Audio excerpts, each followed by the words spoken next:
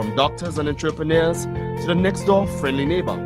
So tune in as we network. Good morning, Soufriere. Good morning to all the listeners. Apologies, I had not started the live stream. Welcome to another edition of Flowing Clean. I am Nadia Kazabo, your host for this half hour to an hour period. I am being joined this morning, quite impromptu, by Ms. Gabriela Epifan. I have no guest plan for today. We are going to go through an update of the Flowing Clean project, what we have been doing for the past week, as well as starting up our discussion on the river in terms of teaching persons about the Soufriere River. I'm pleased to announce that by tomorrow, for the latest, hopefully today, but by tomorrow for the latest, I will have the preliminary results of the water quality testing that we did a few weeks ago. It's been delayed for reasons beyond our control, for shipping issues, but I was promised this morning that if not today, by tomorrow for the latest, I will have a copy of the preliminary results, and I will have by Friday a full analysis of the water quality results that I will be able to share with you afterwards. We have had a little kink in our rolling out of our programs, our activities, because of course elections were called, elections are up in the air. We were initially planning on starting the training for the Adopt a River program in the this coming weekend. However, due to elections, that is virtually impossible to get persons to attend a training on Saturday and Sunday, the 2 days before elections. So we are probably going to host it or hold it the second week of December. So I'm putting the PMA Club on notice.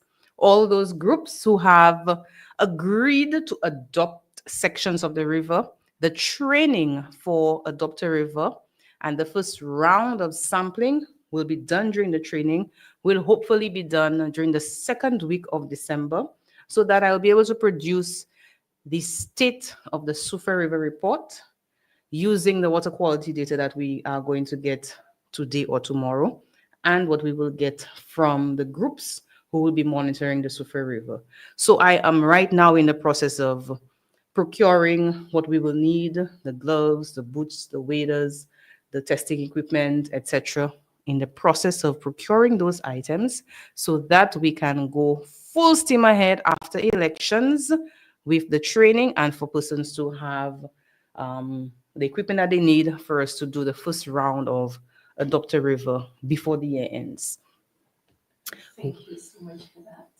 Yes, definitely. I have had several groups message me and tell me, Ms. Kazabon, you told us that this was going to take place and we have not heard anything from you. And I had to tell them we had to reschedule, we had to adapt with changes in what's happening on island. So that is what is happening.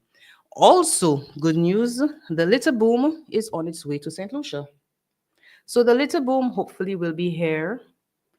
Granted that we know during this season people are receiving barrels, I hope that we can get the litter boom delivered quickly and cleared quickly so that we can install the litter boom during the first couple of weeks of December as well. Now, the litter boom, what is it?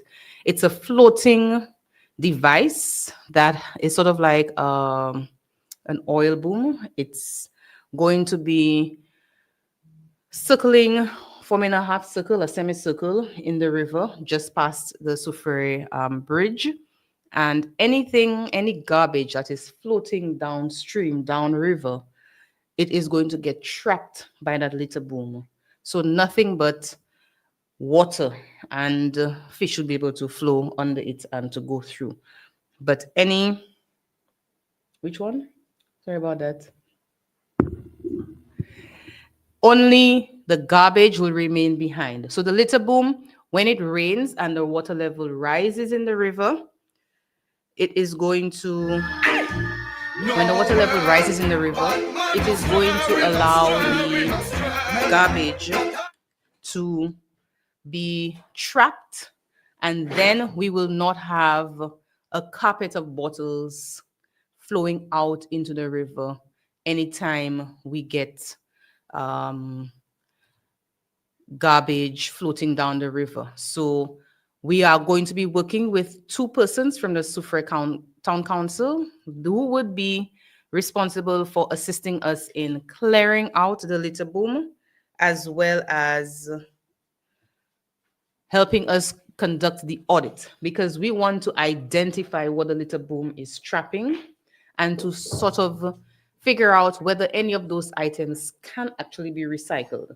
Because the litter boom that we are installing is part of a broader program that Caribbean Sea/Waterways has been doing in St. Lucia as well as in the US.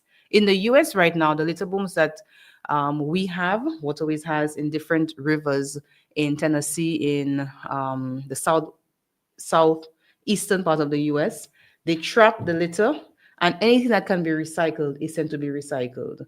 And we are looking at forming a partnership with Coca-Cola Foundation. They have a mandate for them to recycle up to 30% of the plastic bottles by the year 2030, I think. So they want to recover as many plastic bottles as they can for them to recycle it. And we are in a position in Soufriere for us to trial whether we can collect plastic bottles and ship it to the US for them to recycle. Because if you can imagine, the brewery, they produce hundreds of plastic bottles for all their products. And we already have a litter boom that they funded in the Shock River, where we were attempting to see whether that could happen in the Shock River as well. But for the Shock River litter boom, we ran into an unexpected, it's not a risk, an unexpected situation. The litter boom is working, it's trapping the garbage, but we're unable to collect the data because somebody is clearing it for us. We already have, well, we had a contractor whose responsibility it was to clean out the river anytime it rains heavily or on a periodic basis if it is every 2 to 3 weeks or every month. However, the river is dry, so there's not much water flowing downstream, so it can only happen after a heavy rainfall event. But after a heavy rainfall event, when they go and check, they would see the litter and they would go on their route because they're collecting garbage. When they pass back, the litter is gone. Somebody is picking it up and removing it for us. So this has affected our ability to report to Coca-Cola, to the St. Lucia, the Heineken St. Lucia Limited, because we did not get to collect very much data. So we've had this litter boom in the river in Shock for over a year now, and we've only been able to collect data on 3 occasions when we were lucky enough to go there before whoever it is cleaning it is actually had already had a chance to clean it out. But for sure, for Soufriere, we will be installing the litter boom. And I want to already appeal to Soufrierians. When you see the litter boom, we will also be putting up a sign to let people know what this is doing there. We want to already encourage people to monitor the litter boom for us.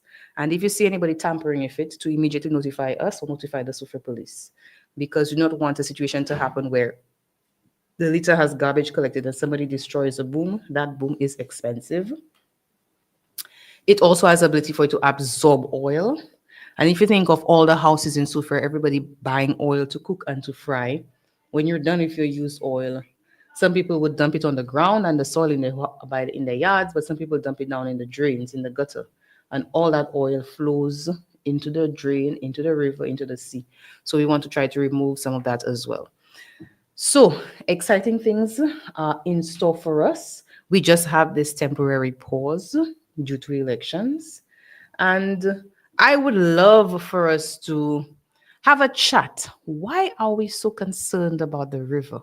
What is so special about the Soufriere River?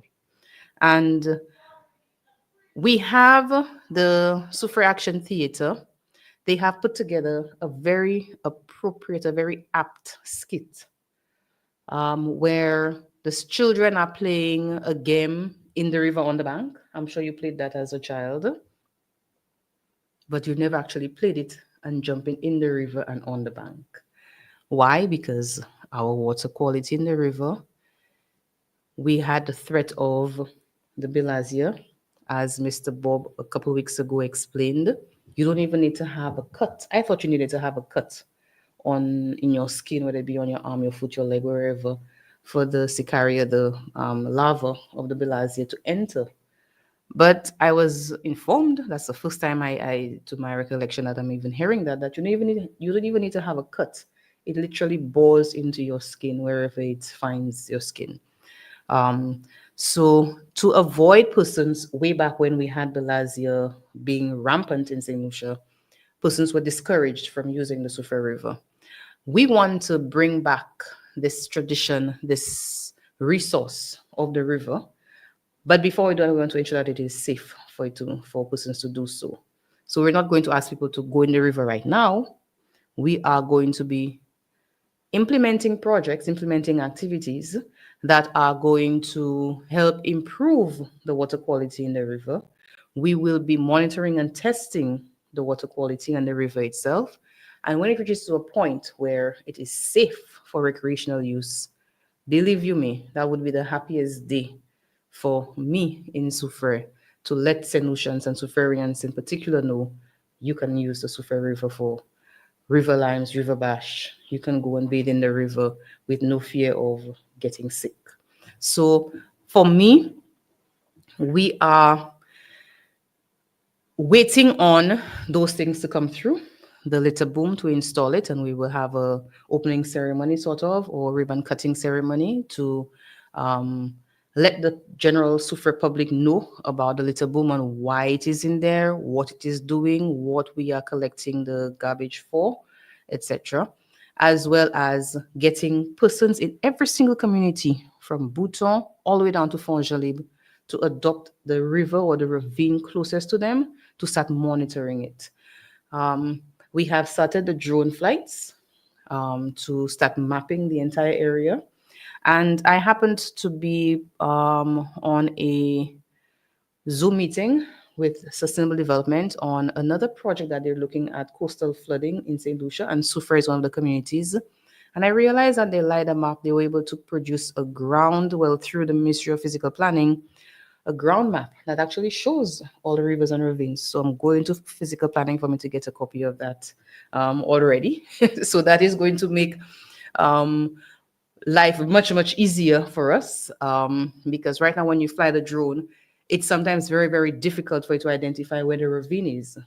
But when you have the LiDAR map, it can, based on the processing of your software, you can remove all houses or trees, and you're left to see what's just the background would look like without any houses and trees. And it shows you all where there's the contours of the land, so you can actually see where the river dips, the land dips to form a river or a ravine, and that's what I'm going to be tracing. That's going to take quite a bit of work, actually. But good news, I've been busy. It's been interesting playing around with the software that we have for us to do the work that needs to be done. And I want Soufrierians to hold Caribbean Sea, the foundation, all the agencies that form the Soufriere River Systems Management Committee responsible, hold us accountable in the next year to ask us, where are we in terms of improvement? Has the water quality improved? So look out at the end of December or early January for the first, well, not the first, the second State of the Soufriere River report from the water quality data that we did a couple of weeks ago and what the trainees will be doing in December. We will produce that report. I will be launching it in Soufriere, so it would be available online for whoever wants a copy to be able to go online and read it. And I would like to encourage St. Lucians to read so that you will know and don't rely on somebody just coming to tell you. You need to be able to verify that what they're telling you is the truth. So for us, with Flowing Clean, a lot has been happening. Last week, SAT performed at the Soufriere Comprehensive Secondary School, and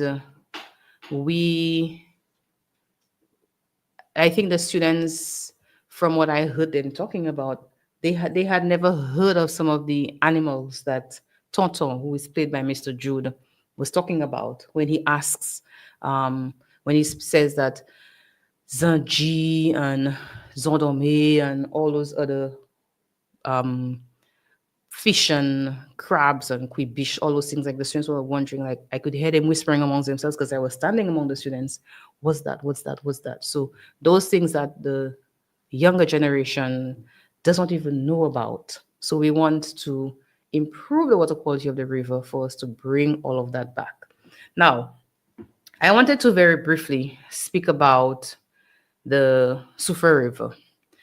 What makes up the Soufriere River? What is the Soufriere River? Um, for us,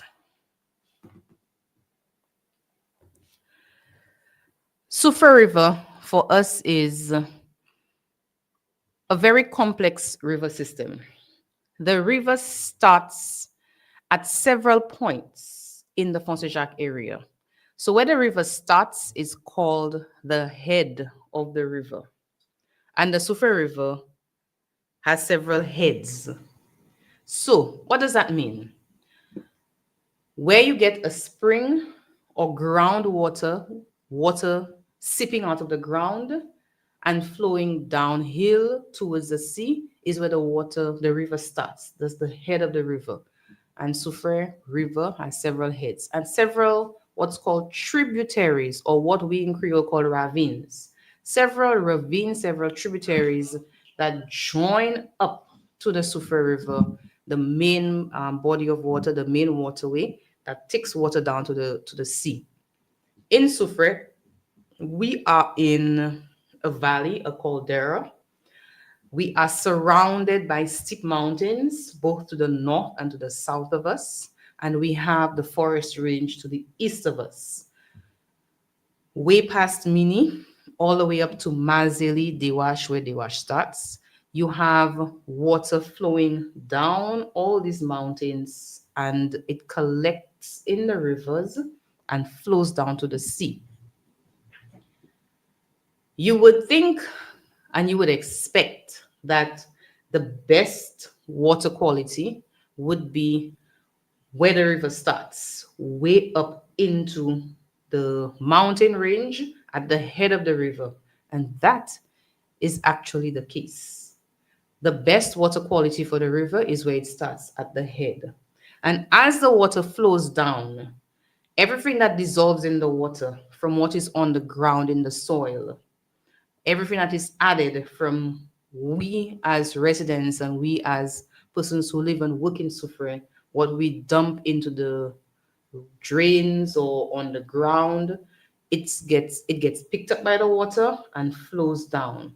So in a natural water course, the water you would expect it, and it is the cleanest at the head of the river and at the mouth of the river, where the river joins up to the sea, what's called the estuary, where you have salt water from the sea mixing with the fresh water from the land, the estuary. That is where you tend to have water quality being quote unquote the worst. There are some rivers where very little pollution enters the river, so that at the point of the mouth of the river, it is still good. It still meets recreational standards. That's how our rivers used to be way back in the 30s and the 20s. We were not using pesticides. We were not using fertilizers as chemical fertilizers. We were using organic materials to fertilize. We were using the manure from animals, farm animals. We were doing what's known as composting now. People had the big piles of leaves and things that they would throw, and when it breaks down, they would use that for them to fertilize the crops. For us in St. Lucia right now, we have reached the point where island wide, all our rivers are polluted. Island wide. We need to take stock of, and we need to think very, very hard about how the water affects us as humans. The river by itself has fish, from mealy to crayfish to snails to eels, zanji, that live in the river.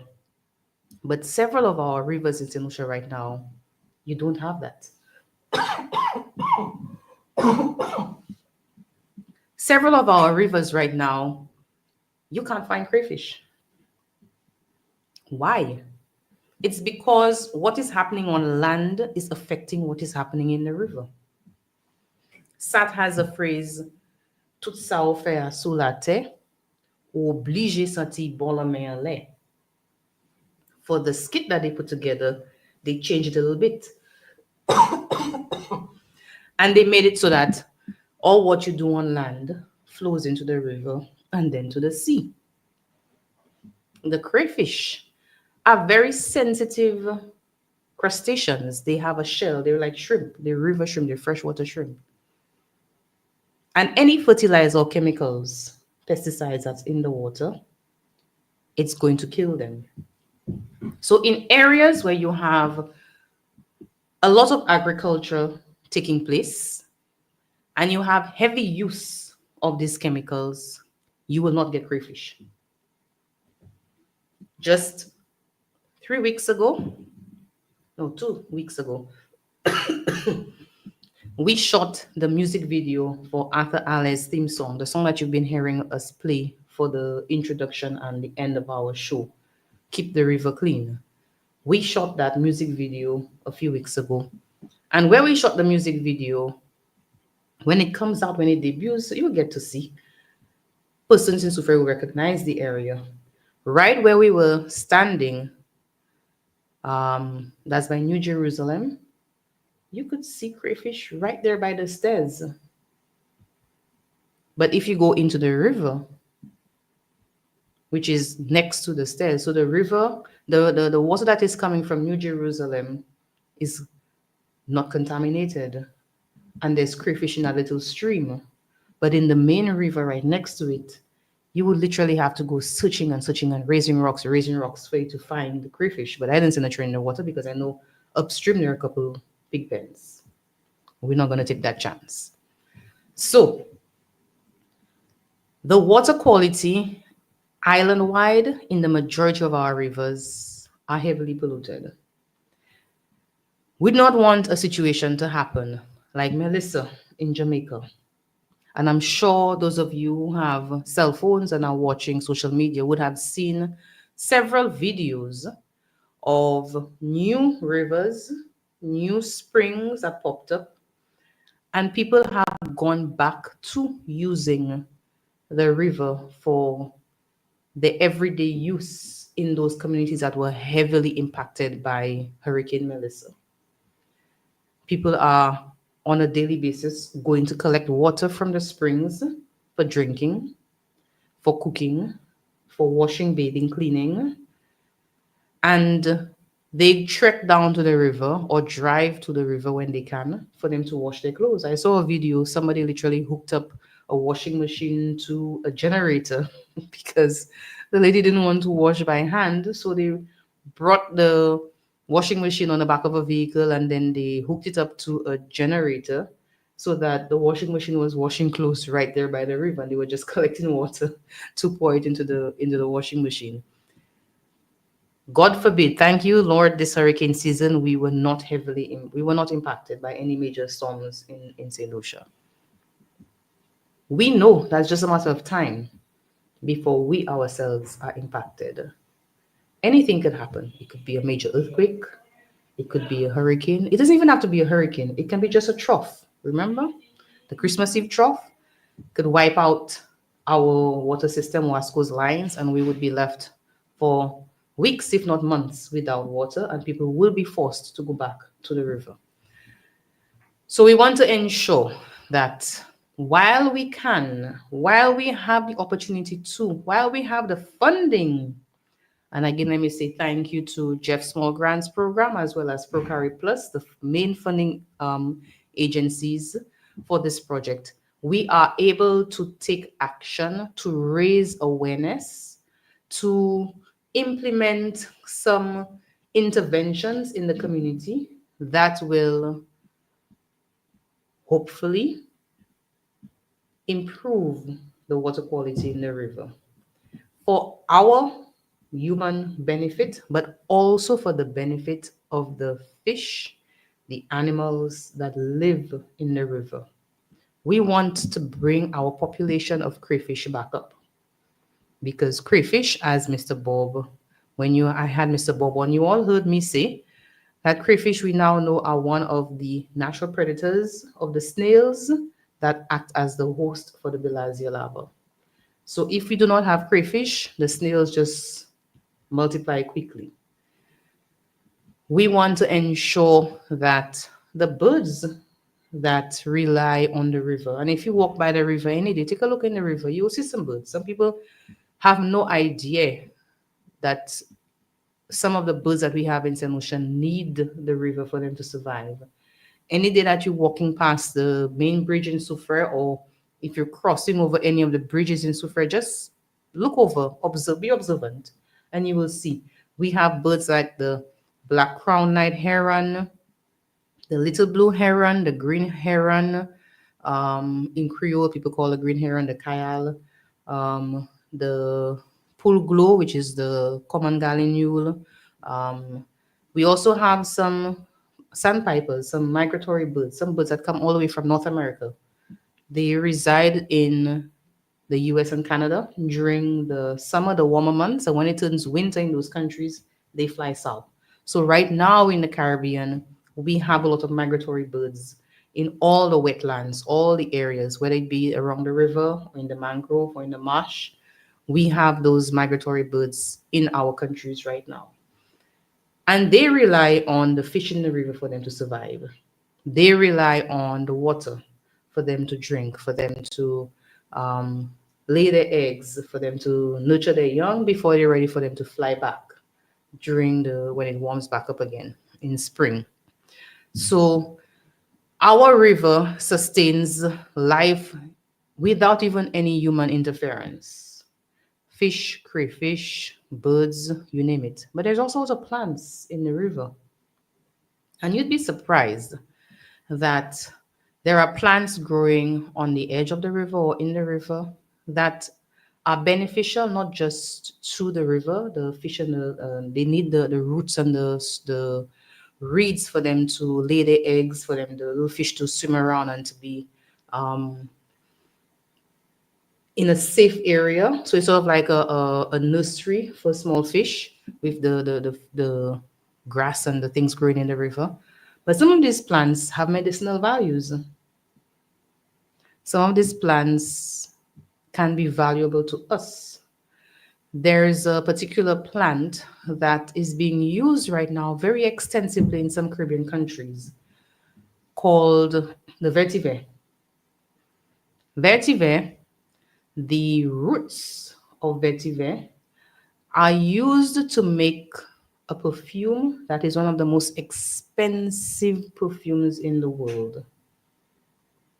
Vetiver grows very, very well in the river. In Trinidad, there was a project where one of the quarries in Trinidad left a few hectares of land scarred because they just dug up all the rocks, they mined all what they could, and they just left it bare. It was open and barren. Nothing was growing. But everywhere you had these deep holes where they were mining filled up with water. And everything that was draining from the land around it was flowing down into those pools. And those pools started to get very septic. So they decided, let's try using vetiver. And they put some floating pads, like styrofoam maybe, but some floating pads, and they planted vetiver in it. And the roots of that vetiver grew to meters long. And they're using it for the leaves of the vetiver for craft, and the roots, they're using it to make oil, and it's being sold. Now, I know for St. Lucia, when the West Coast Road, Soufriere to Castries, was done in the 90s, a lot of vetiver was used to stabilize the slopes of the mountainside along the road. Unfortunately, some people realize that there's a demand for vetiver roots in Martinique. So they went around digging up all the vetiver that they could find. And if you dig soil on a steep slope, the plant was being used for the roots to hold the soil back for it not to cause landslides. What do you think is going to happen? Obviously, we now have more landslides because they have destabilized the slopes. So they went digging the vetiver to get the roots, not even thinking of, okay, let me leave a piece back for it to continue growing. Just take out what they could see to go and sell to make money in Martinique. But now we have exposed slopes and we now have rock falls and continuous landslides anytime it rains. So we're thinking of one of the activities, if we can get one of the groups to do it for the Adopter River, would be to plant some vetiver in a floating mat in an area of the Soufriere River and see if we can get some roots. And that group, if they want to, explore what they can do with that vetiver as well. So there's lots of opportunities that we want persons to take advantage of under the Flowing Clean project before it ends, and it's going to end December of next year. And we want to ensure that everybody gets to see the impact of this project on our community for the betterment of our community. We are going to be, hopefully, after the students are done with exams, starting up a kids program on the radio right here. We're looking at doing a half-hour session on the radio with the students where they can call in and win prizes. The adults, you all have not been calling into the show, you know. I still have 2 vouchers. Nobody has won the voucher as yet to tell me how many persons have signed the charter. I have a voucher to Gourmet Restaurant, and we have for another restaurant in Soufriere. But nobody has called in and given me the correct answer. And if you had signed the charter, you would have known where to go. And I have repeated it several times. I actually tried to post the link on on several of the Facebook posts, but for some reason it's not allowing it to be posted. I do not know why. I even tried doing it from the 88.5 account and it wasn't allowing it to happen. So if you want to try, you could call in and get the voucher to go and have lunch at Gami. And if you could tell me how many persons have signed onto the charter, it's still available for persons to sign because we have not reached the 4,000 signatures. We are about 2,500 signatures right now. We are still short. We were looking to get at least 4,000 signatures. So I would love for somebody, if you want to try, well, not try, I want you to go on to the website, find out how many persons have signed, and then you can call in and tell us how many persons have signed onto the charter for the management of the Soufriere River system, and you will win this gift voucher from Gami for you to have lunch.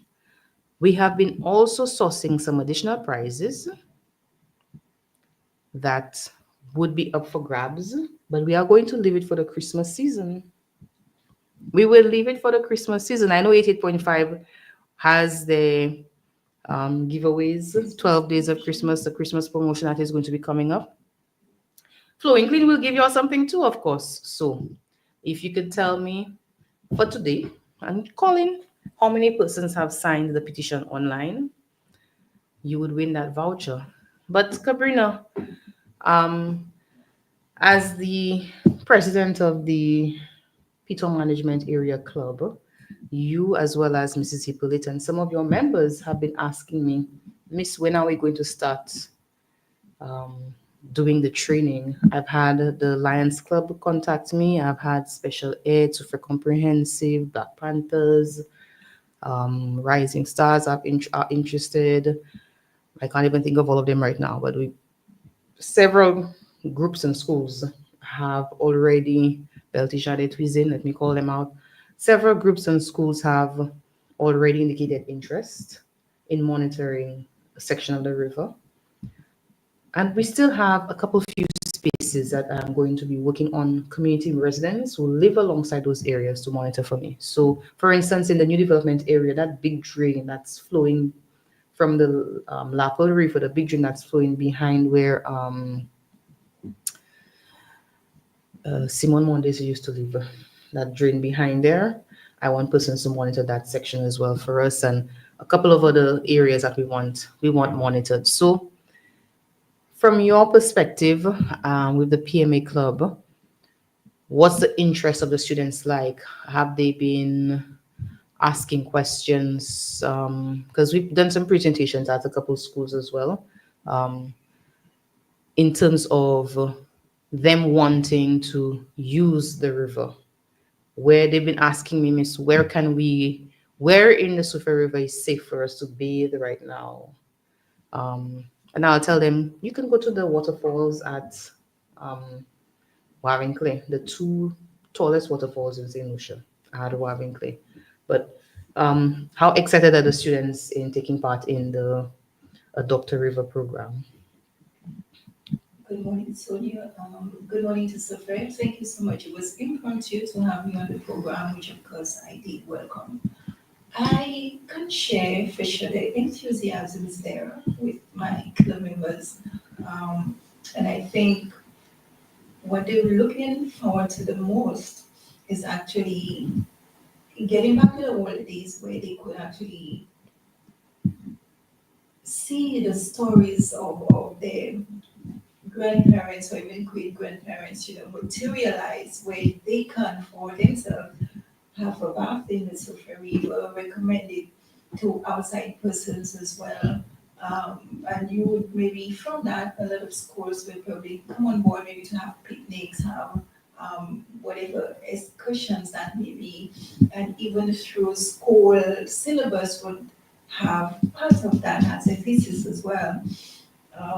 I strongly believe it is quite timely given, our weather patterns as well. Yes. But even sitting here and listening to the installation of the little bomb, which will happen pretty soon, I will be curious to see how exactly are we going to, yes, evaluation, monitoring is a trivial aspect of it, but then we have to look at the longevity given the heavy rainfalls, unpredictable weather, how are we really going to go in terms of securing such an expensive device as well. And we know insufferable people are so quick to vandalize such tool.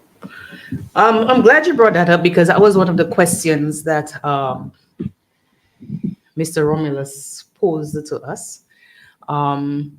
We've had the little boom in the Shock River, like I said, for over a year. We have a protocol that we've had in the US that we've had to change it, adapt it to our conditions in St. Lucia.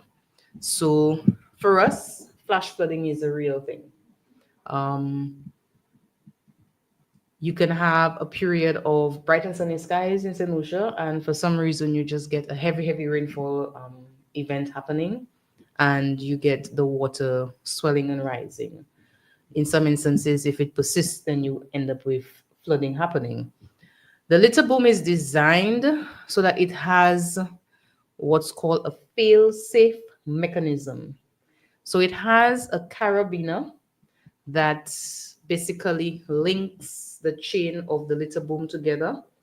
And if there is pressure past a certain weight limit, a certain number of pounds per square inch, that carabiner breaks open and it allows the litter boom to drift to one side of the river and everything just flows through. We expect and we know that it works because the one in Shock has done that twice. We monitor the weather, and you all in Soufriere know that I monitor the weather very, very closely for not just a little boom, but that's my hobby. So we will have an idea as to if there's any heavy rainfall expected. And we have taken a decision that if we have anything greater than a tropical storm approaching, we remove the little boom. we are not going to take the chance with such an expensive piece of equipment. It's about 4,700 US dollars. So we are going to, if there's a tropical storm approaching, whether or not Met Office says it's not approaching, I'm going to take that executive decision and remove the litter boom and put it in a safe area, store it in a safe area, which we have had to do twice as well in the Shock River. So the litter boom in the Shock River, it we would have you literally have to go into the river to cross to the other bank and detach it from the anchor. We're using trees in Shock, but we'll be installing earth anchors for Soufriere. So you have to unclip it from one side, cross the river, and unclip it on the other side. You can't cross the river to unclip it if it is the water is raging. So we remove it in advance of anything happening. So for us in Soufriere, we wouldn't have to go into the river to remove it because the banks are raised on either side. So by Whispers and by the bus terminal, we would have earth anchors installed, and we would have to. Well, we're already thinking of an area to store the litter boom in the event of anything, so that as soon as the storm is done, we can go back and put it in the river. So it works in ideal, optimal conditions, but in extreme conditions, we take it out for safekeeping. I'm actually waiting. Last week, I asked a broker, insurance broker, for a quote for us to insure the litter boom in the event of something happening and it breaks off completely and flows out to sea. It's going to be floating. So hopefully somebody will see it floating on the sea and be able to return it to us. So we will have to ensure that we have some sort of marking on it that is water resistant and insoluble, so they would be able to remain on there so that they can contact us if they find it floating somewhere, God forbid. But also, we want to solicit the general public's cooperation in ensuring that the litter boom is not vandalized or somebody doesn't go and release it maliciously. Why would you want to do that in any case? I mean, the litter boom is there to trap garbage, to prevent it from going to the sea that we recreate in, the sea that people go and bathe in. We do not want to have garbage floating all around when we have visitors coming. It tells a lot about a community. If you, as a St. Lucian, go to visit a foreign country and you see garbage all over the place, what is your impression of that country? The same thing happens when they come to our shores and they see all of what's happening. But I will tell you that several other communities have already expressed interest in getting litter booms installed in their communities as well. So we know it works in the instance of Shock River. We're installing a second one in Soufriere, and other communities are going to be coming on board as this project continues, but not under the Flowing Clean project. So we'll have to source funding or get another means of purchasing litter booms for other communities. But it's not just putting in a litter boom, it's actually a management system. So somebody has to maintain it, somebody has to clear out the garbage, somebody has to clean the boom, somebody has to truck the garbage to the landfill. You hit the nail right on the head, understanding that the project ends next year, December 2026. It prompted me actually to ask, what happens after that in terms of the management? But then you made mention not only that current project, but definitely consideration has to be given to see who is next to oversee such. Yes, so we designed the project so that the equipment will be in Soufriere. It will be handed over to the Soufriere Constituency Council and for them to continue managing the litter boom, But to do the clean out. also the other, organizations involved lend some sort of, or maybe partner to see the upkeep as well. Definitely, that's always a possibility because these litter booms, of course, they would have a lifespan. The weakest component is the first that's going to break. So it needs to be repaired if anything happens. But the good thing about this design of a litter boom is that it's modular. And what I mean by that is it's linked in sections. So if one section is damaged, you can take it out and replace it with a new section so that it continues functioning.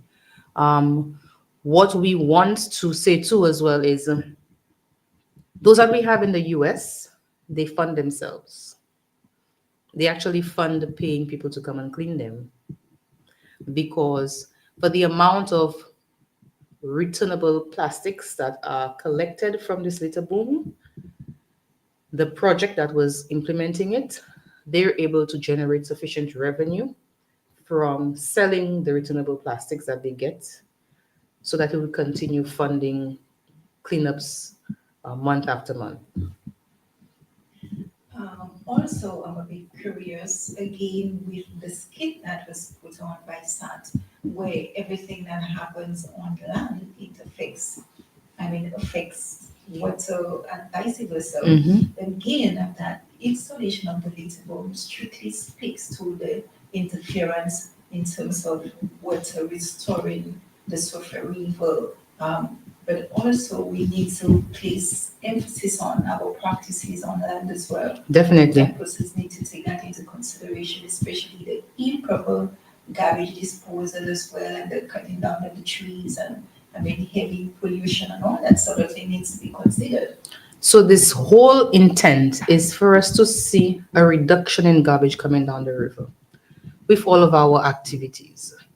So in educating persons about keeping the river clean, if people are not dumping garbage illegally, if persons are not littering, whether it be the road, the school, the sidewalk, garbage will not be entering the river. In an ideal situation, there would not have be any need for a litter boom in the river to prevent garbage from entering the sea. But we will have it there as a deterrent, for one, to prevent garbage from getting to the sea, but for persons to see what is piling up, to see what is being collected by the boom, and to hopefully have Soufrierians put pressure on anybody they see littering, and for us to eventually get the vast majority of Soufrierians to practice better hygiene, better environmental practices, I guess, so that they would think twice about dropping a plastic bottle, a wrapper, a bag on the road, on the sidewalk, or by the school. So, with the continuous education, with the push, to try to get the water quality to a state where it is safe for recreation, that would require people changing their behavior. And we need to, and this project is designed to go to the persons who are most prone or who are known to be the ones polluting, have a conversation with them, and try to get them to change their behavior through direct interactions, through neighbors monitoring, through enforcement, law enforcement, if it has to get to that point, which we do not want it to get to that point. So it is a collaborative effort. It is not a project that just waterways can do or just the foundation can do. You cannot keep on pumping money into something. It is for our collective benefit. It is for the whole of Soufriere to benefit. And through this project too, we are doing the cancer survey. And the cancer survey, the epidemiology survey, is to see if there is a cluster of cases, and if there are any cancer clusters in Soufriere, try to investigate whether it is linked to water. So the test results that I'm expecting today, we tested 2 springs, we tested all the tap water, we tested all the river for chemicals. organochlorides, organophosphates, these things that you get from agricultural inputs, agricultural chemicals. We will see what is in the water. We will then go and find out whether any of these chemicals cause cancer. And yes, that's The results are going to be published for everybody to see. We are also sharing the results with all relevant agencies. WASCO is very interested in the water quality results themselves. We are testing for heavy metals as well. And some heavy metals impact human health. Lead, for instance, causes neurological disorders. If you think back to the US have had a few communities with lead poisoning, and children had developmental delays because of their parents drinking water with lead, or the children themselves drinking water with lead, or playing with lead paint. We have lead paint in St. Lucia in the past. Several of the older houses were painted with lead paint. Lead paint tastes sweet. So when the paint is flaking off and the child actually tastes the flake of paint, it tastes sweet. So in the US, for instance, in houses that were painted with lead paint, the children were actually peeling off the paint and eating the flakes, and they were ingesting lead.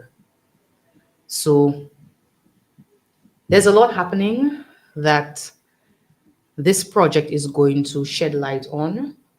And like you mentioned, for the longevity of the litter boom, we expect that it's going to take a learning curve for persons to see this boom collecting garbage. It's going to look unsightly. And we want people to see it and feel the outrage. But for it to translate to something even further and say, okay, I may not be the one dumping things on the ground, but I know so and so does. When I see so and so, I will call, pull them up and say, Gaston, you should not be throwing that on the ground, pick it up, or look, there's a garbage bin, they put it in the garbage bin instead. Or for persons to think, if I am eating a sweet or I'm drinking a bottle of water, drinking a soft drink or something, not because I'm finished, I'm just drop it on the ground. This bad mentality that we have, and it's something that I think it's specific to St. Lucia, where people think if they don't throw garbage on the ground, the town council workers are not going to have any work to do. I have traveled extensively. Europe, the UK, the US, Canada, Japan, South America, Central America, several Caribbean countries. And I do not see this as a mentality in any other country other than St. Lucia. Not in Martinique, not in Barbados, not in St. Vincent. People don't think in those countries that if they don't throw garbage on the ground, the town council workers will not have any work to do. Where did we get that mentality in St. Lucia from? That needs to come out of our minds. That needs to change. The town council workers, their work should be in beautification of the country, beautification of the community, not sweeping the gutters every single day, twice a day. That is a backwards thing for us in this country. You understand? So we need to really change our behaviors, and hopefully the activities of the project will get people to think twice about doing those things. And for us to have Soufrierians putting pressure on somebody when you see them actually dumping or littering illegally, and tell them that's not the way. Pick it up, throw it in the bin. You understand? So it's a collective effort. It's something that we all have to work on. It's not just Sonia. It's not just the foundation. It's not just environmental health, water resources, or any of the other agencies, PME, that make up the Soufriere River Systems Management Community. It is all of us in every single community in Soufriere. I agree with you, and maybe just adding, not only should we change the behavior, but most importantly, the mindset as well. Another thing that piqued me, understanding the installation of the litter boom and the practices with the number tools, how is that really going to work? And So we should have more community meetings and also maybe present on the last, which happened at Barnes Drive as well. So for us, we know in Soufriere that there are several pockets in the community where people do not have toilets. They do not have toilets at their homes, and they do not have, in some areas, a public toilet facility that they can go to. Everybody in the community knows what happens. Persons still have their night buckets. And to me, that is not a source of shame for anybody. Your living conditions do not reflect on you, but your actions reflect on you. So whether or not you have a toilet or a properly functioning septic tank and soakaway system, it does not prevent you from disposing of your feces in a sanitary manner. It really does not. In the Palmist area, for instance, Palmist is the only community in St. Lucia that has the most number of public toilet facilities compared to the number of people living in the area. If persons in Palmist wanted to change their behaviors, they could take their night waste and dump it, dispose of it in the public toilet facilities and flush it for it to go into the septic tank from these public toilet facilities. In the Barons Drive, Market Road, Upper Church Street area, Barons Drive has 2 public toilet facilities. I know that at a certain point in time, early morning, some of our street people, they are paid to go and dispose of those buckets. And instead of dumping it in the toilets, they dump it in the ravines. The people who live around the ravines have on occasion complained to environmental health about the stench, the smell. Right now, with the concrete drain that was built behind the Soufriere Infant School, there's a persistent stench in that area because of what is happening in the Palmist area. In the Wingsville area, there are a few houses in those areas where persons do not have toilets at their homes, functional toilets or septic tanks that work.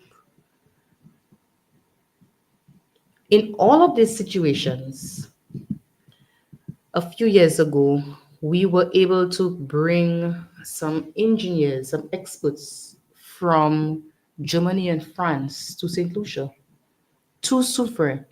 We walked through the communities with them.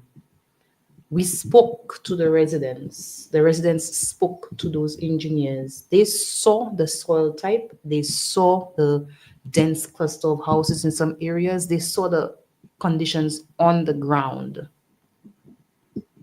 Under this Flowing Clean project, the report that these engineers presented years ago had solutions that are some simple.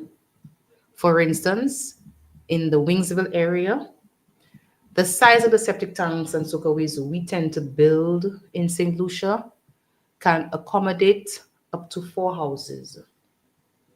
But we build a massive septic tank and soakaway for 1 house.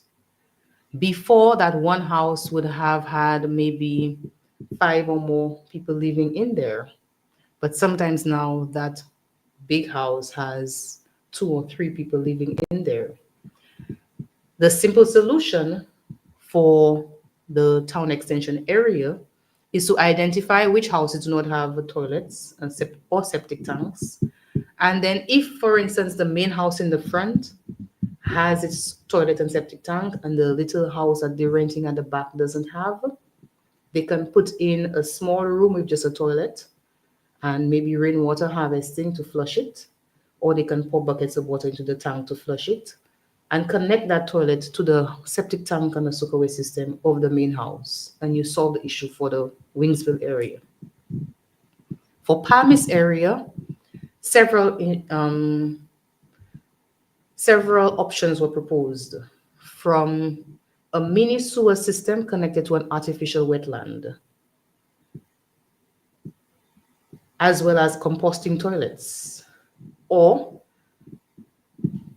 converting some of the existing septic tanks that are in the area and connecting more than one household to it. For the Barons Drive area, what we found out was that the majority of the sewage disposal in the ravines in Barons Drive do not come from Barons Drive people. It comes from homes as far as Upper Victoria Street and Boulevard Street, who then pay somebody to dispose of their feces and it is dumped in the ravine going down there.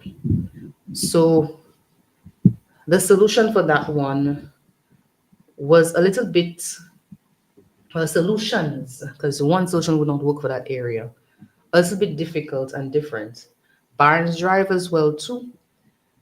The houses along the coastline, along the seashore area, there's not much space for them to put in septic tank, and that is at sea level. So anything happening there is gonna get flooded.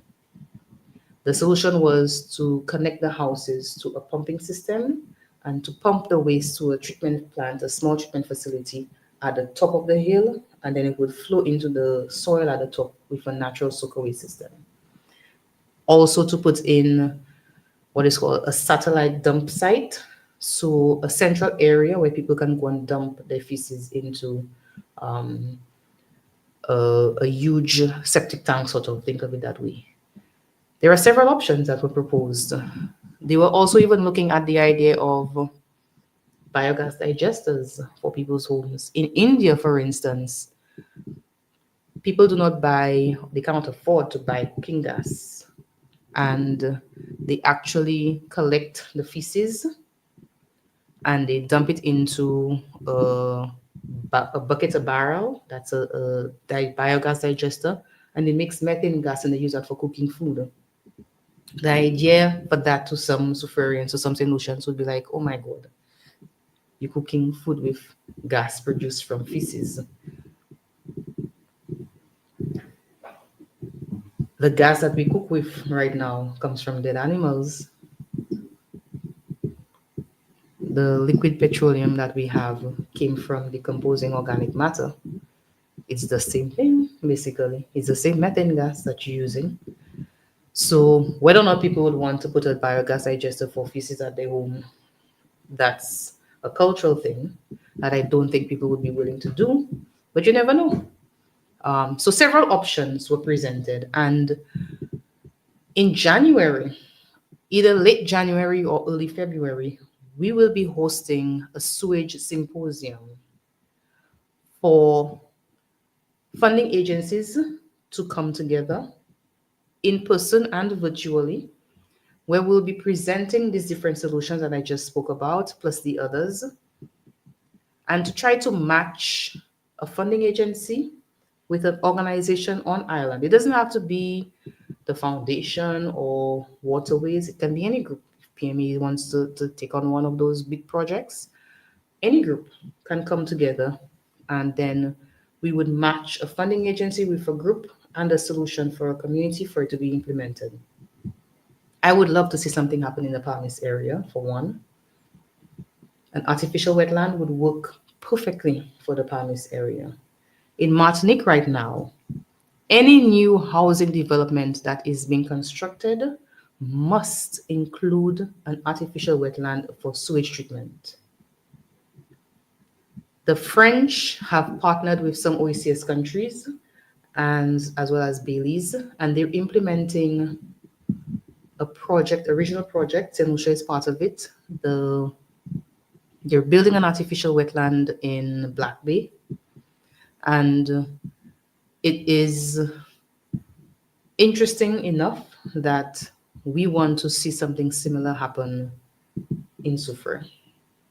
So several options are there, and like you rightly said, with the litter boom, We do know that there are some instances where people throw their feces in bags into the river. The litter boom will trap those things. So whoever is going to be working on cleaning those litter booms must be properly clad, must be properly trained, and we have to find a solution of what to do with those bags. Because Sado has already indicated they're not going to be collecting any bags of feces in the garbage. Because when the truck compresses the garbage,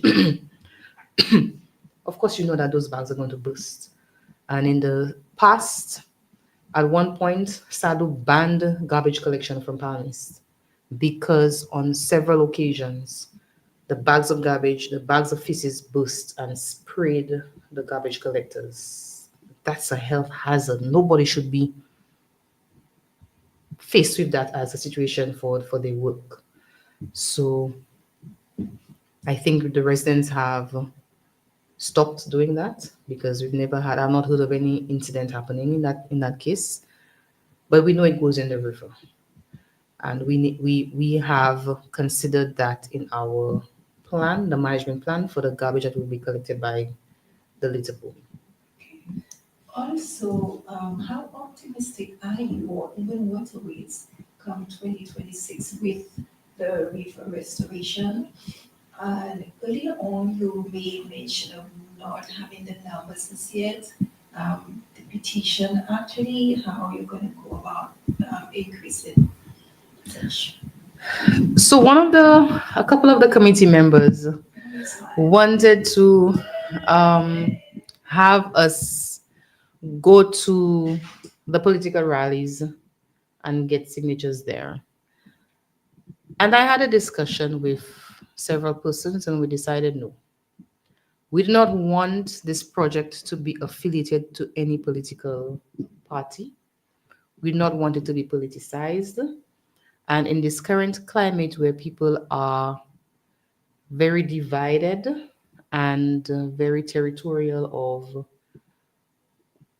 the candidates and what they support and what they will continue to support, we decided to keep flowing clean projects out of any political rally. Before they say Sonia went to one for SLP and two for UWP, no, I would not. I would not risk the project in that regard. So we have had, unfortunately, a very poor response to getting persons to sign the petition online. And we took the route of getting the members who are on the Soufriere River Systems Management Committee to try to get signatures through their networks. The petition is open to any solution to sign, whether you live in Soufriere or not, because at some point in time, you will end up in Soufriere. And we want you to pledge that when you do come to Soufriere, you will play your part. So if you come on a beach lime, you come to the Sulphur Springs, we do not want you to litter. We want you to protect our waterways in the community. So it is available to anybody online. I am supposed to be going on national radio, and I hope to do that soon so we can appeal to the wider St. Lucian public to sign the petition online. We realized that when we had the PMA members, for instance, walking around town, a number of people scanned the QR code for them to sign the petition online, but they didn't do it immediately. And several of those who I got to scan the petition, when I keep asking them, have you signed? Did you sign? They tell me, oh, miss, I forgot. Miss, I forgot. So it's a follow-up action for persons to say, okay, I scanned the QR code. I said I was going to do it later. Let me do it right now. Or they would have lost the scan. They can find it on our website. If they go to www.mywaterways.org, you go to the Flowing Clean project and you will see the link for the petition right there. I'm open to suggestions if you have any of how do we increase. And we've tried, we've boosted the posts on both Instagram and on Facebook for us to try to get more people to sign it, for more people to see it, for them to sign it. And that basically got us a few more persons signing, but not as many as we would have hoped for. So the petition is still available online. It's still open for signatures. Since nobody has called in, I can tell you that the signatures right now is at 335, which is very, very low. We were hoping for at least 2,000 virtually and 2,000 in person. So we have gotten more in-person signatures than virtual signatures. I think perhaps maybe a bit of awareness. Sometimes persons, as much as you may think that the program can reach, the vast population, there were a lot of persons sometimes that's not fully aware of the flow and clean. Sometimes maybe you have to decentralize as much as possible, get it out there, out of software. And I'm happy we mentioned going national. That's probably one step forward to boost the research. I know the school compete as well, but then still enough has not been done because having the teachers go out of their regular syllabus to pitch in, with the flow and clean. But it should come easy for you as well on the PTA. So this is something maybe, that can assist you reach a few more persons.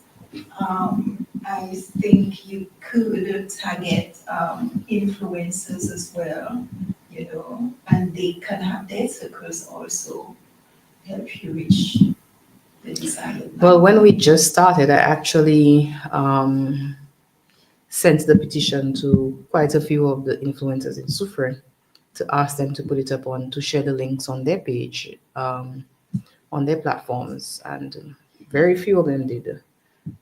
So I want to thank those who actually did do it. But I will take your suggestion to try to get some more influencers to post it as well. We have had, well, I know Arthur posted it, for instance, and we got after he posted, I saw an uptick in the number of signatures from his posting. We we have sat as a committee and brainstormed ways to improve or increase the number of signatures. So we have to go back to the drawing board again and see. It's not that persons are refusing to sign, it's the convenience of them signing, getting them to sign at the outreach to the community meetings were successful enough.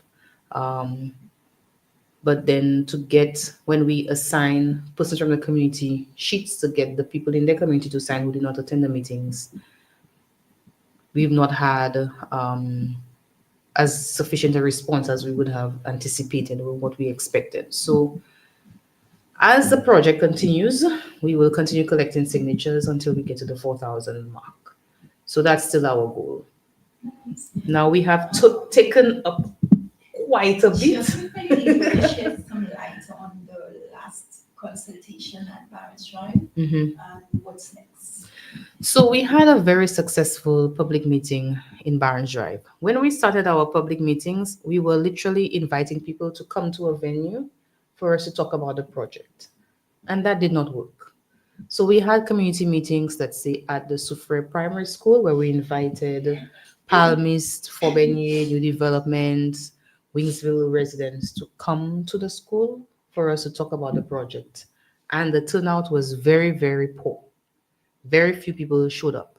So for Barnes Drive, we decided, no, I'm not going to ask people to come to the St. Isidore Hall to talk about a meeting, the Flow and Clean project for Barnes Drive. We decided, no, let us go into the community and hold a meeting on the street in Barnes Drive, basically. We spread the word. The town crier, where we had somebody with a loudspeaker on the back of his car going around playing it in Barnes Drive, in Market Road and Lenny's Hill. And the turnout was very, very encouraging. We had people who came and sat on the rocks around where we were. We had people who sat on the balconies at their homes, who sat on the steps outside their homes listening, or who were even inside in the living rooms listening to what we were saying. We got a lot a lot more people learning about this project. And what I really liked about Barron's Drive is after we were done with the meeting, after Sat had performed, after I had spoken, Mr. Stivako, he took the mic and had an impromptu drumming session and was, chanting, keep the river clean, don't throw garbage in the ravine, impromptu. And we had 2 or 3 residents from Barnes Drive who on their own came, and I was able to record one of them. And he was then continuing the impromptu drumming that Steve Ako was doing. He was there telling them, his own community residents, don't throw plastic bags in the ravine, don't throw plastic bags in the sea, because the turtles think that the plastic bags are jellyfish because they eat jellyfish and they eat the plastic bags and they choke and they die. So I was blown away by that session, and we hope to continue with our public performances. We've already recorded the song. The next thing we're going to record is the SAT performance, put it on video so we can play it at our different public meetings, at our school visits, so that we will have it online as well for persons to view. Um, because I think it's a very well done skit. And I want to commend the young persons, the younger students who are now members of SAT, who are learning the art of popular theater. Um, it's something that Soufriere is known for.